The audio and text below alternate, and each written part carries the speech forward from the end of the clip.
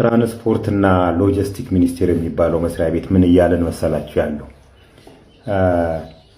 አዲስ የመንጃ ፈቃድ አሰጣጥ መመሪያ ስላወጣን ሹፌሮች በጠቅላላ እንደገና ይማሩና ፈተና ይፈተኑና መንጃ ፈቃድ ይሰጣቸዋል እያለ ነው። አዛኝ ቅቤ አንጓች ማለት ይሄ ነው።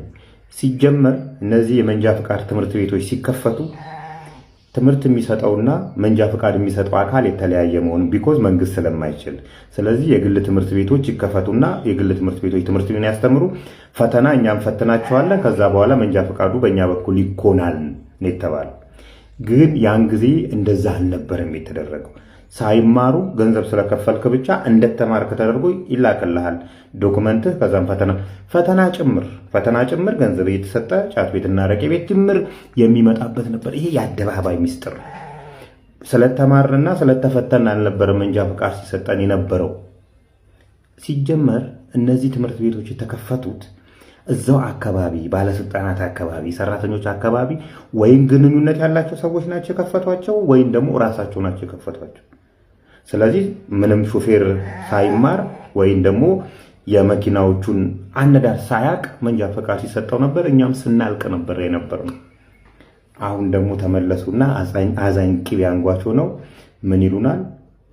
እንደገና እነዛው ትምህርት ቤቶች እንደገና ያስተምሩንና ፈተና ይሰጡናል። መጀመሪያውኑ ሲያስተምሩን አልነበረም ማለት እኮ ነው። እየመሰከራችሁልን ያላችሁት። ሳያስተምሯችሁ ነበረ ገንዘብ ሲቀበሏችሁ የነበረው፣ እኛም መንጃ ፈቃድ ስንሰጣችሁ የነበረው። ስለዚህ አሁንም እነሱ ኤኒዌይ። ግን ይሄ ምን ይነግረናል መሰላችሁ? የመንግስት ባለስልጣናትና ባለሀብቶች ኮላቦሬት ማድረጋቸውን ነው የሚሉት።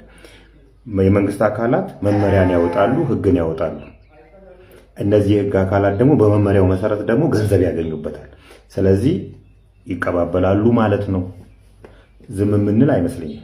እንግዲህ ጠቅላይ ሚኒስትሩ በስራቸው አይናቸው ስር እየታየ ጉቦ አንከፍል ስላለን የ200 ሚሊዮን ብር ጉቦ ይሄ ሆኗል።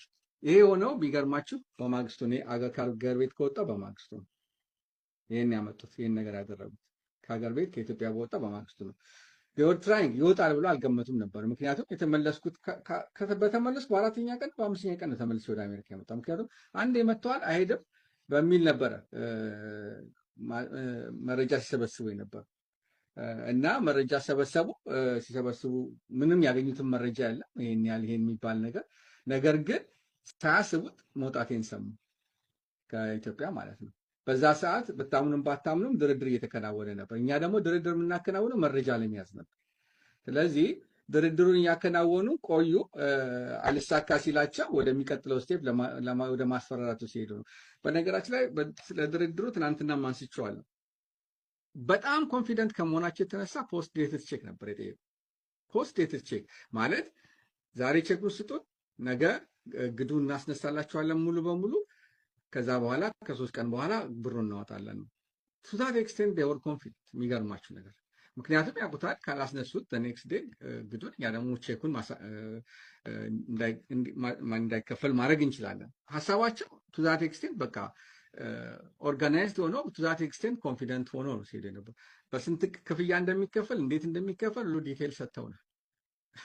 ከዛም ባሻገር ያው በቀጣይነት ደግሞ ትናንትና እንደተናገርኩት ጠቅላይ ሚኒስትሩ ጋር እንደሚያገናኙን ከነሱ ጋር ከዚህ በኋላ ፐርፐስ ብላክ ሴንሻሊ ከዛ በኋላ የነሱ እንደሚሆንና ከነሱ ጋር እንደሚሰራ ነው የነገሩ። እንግዲህ ስለዚህ ፕራክቲካሊ ጉቦ መክፈል ብቻ አይደለም ድርጅቱንም ማስረከብ ጭምር ነበረ ሀሳቡ ማለት ነው። ያው እንደፈለጉት ሊያሽከረክሩት ከዛ በኋላ የህዝብ ሀብት እየሰበሰብን እያለብን ለእነሱ እንድንቀለባቸው ነው ሀሳቡ የታሰበው የነበረው። እና እኔ አስፈራዚያም ኮንሰርት አያገባኝም። ሀሳባቸው ምንም ሆነ ምንም የሚደረገውን ነገር እኛ አግኝተናል።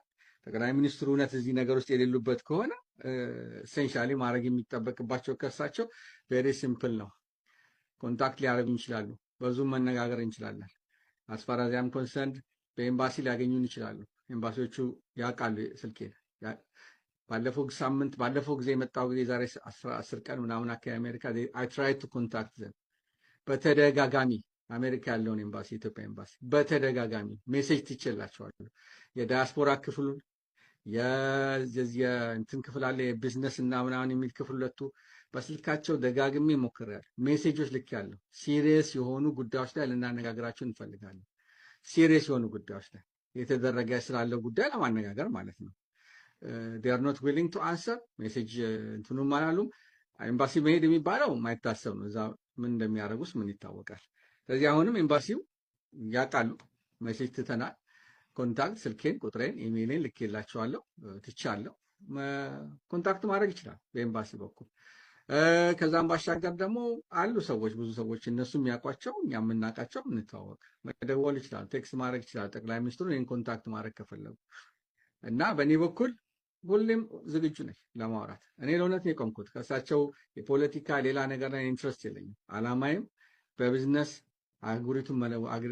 አህጉሪቷን መለወጥ ነው። ስለዚህ if he is willing አሁንም if he is not involved in this thing there is no reason ኮንታክት የማያደርግበት እኛ ጠቅላይ ሚኒስትሩ።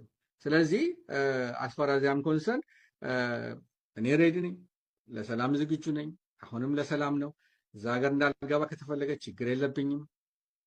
ብዙ ኢትዮጵያውያን እኮ ኢንቨስት ያደረጉት እዚህ